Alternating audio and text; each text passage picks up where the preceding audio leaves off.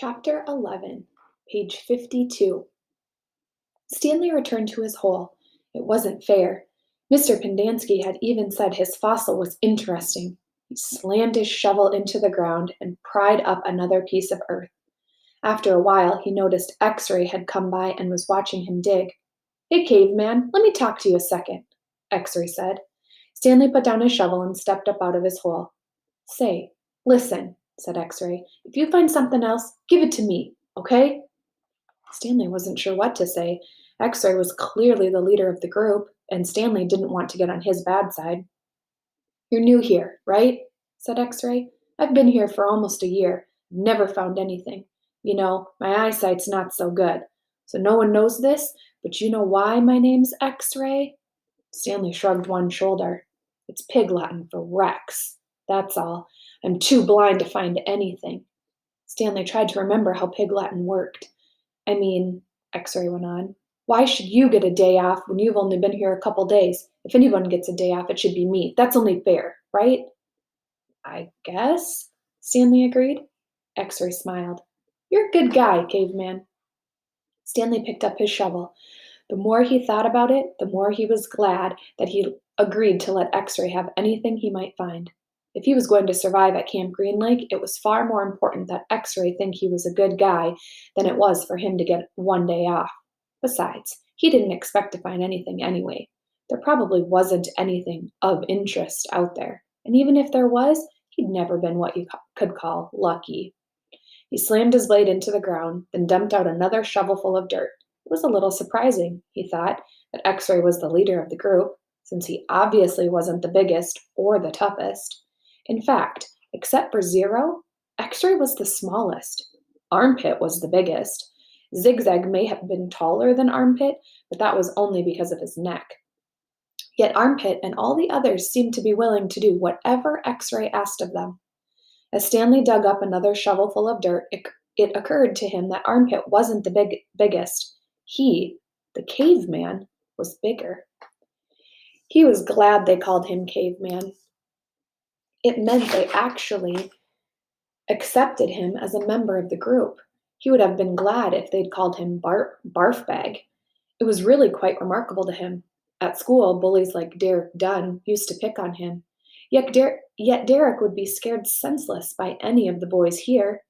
As he dug his hole, Stanley thought about what it would be like if Derek Dunn had to fight Armpit or Squid. Derek wouldn't stand a chance. He imagined what it would be like if he became good friends with all of them, and then for some reason they all went with him to his school, and then Derek Dunn tried to steal his notebook. "Just what do you think you're doing?" asked Squid as he slams his hand into Derek Dunn's smug face. "Caveman's our friend," said Armpit, grabbing him by the shirt collar. Stanley played the scene over and over again in his mind, each time watching another boy from Group D beat up Derek Dunn. It helped him dig his hole and ease his own suffering. Whatever pain he felt was being felt 10 times worse by Derek. Chapter 12, page 55. Again, Stanley was the last one to finish digging. It was late afternoon when he dragged himself back to the compound.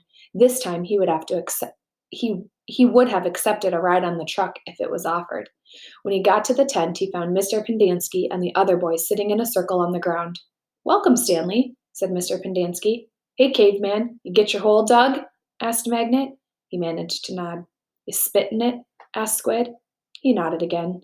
"You're right," he said to X-Ray. "The second hole's the hardest." X-Ray shook his head. "The third hole's the hardest," he said. "Come join our circle," said Mr. Pendanski.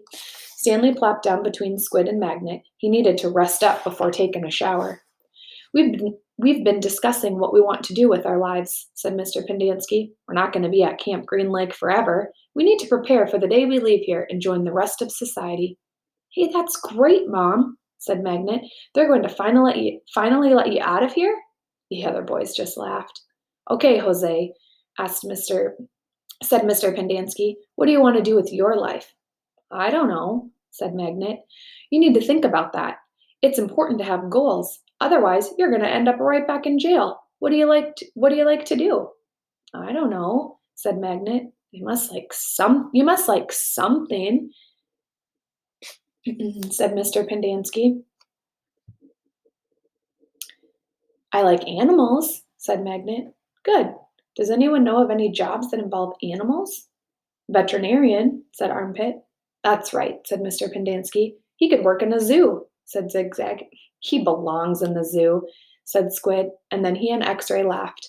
How about you, Stanley? Any ideas for Jose? Stanley sighed. Animal trainer, he said, like for the circus or movies or something like that.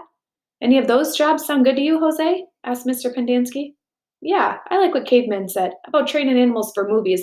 I think it'd be fun to train monkeys. X-Ray laughed. Don't laugh, Rex. We don't laugh at people's dreams. Someone is going to have to train monkeys for the movies. Who are you kidding, Mom? Asked X-Ray. Magnet's never going to be a monkey trainer.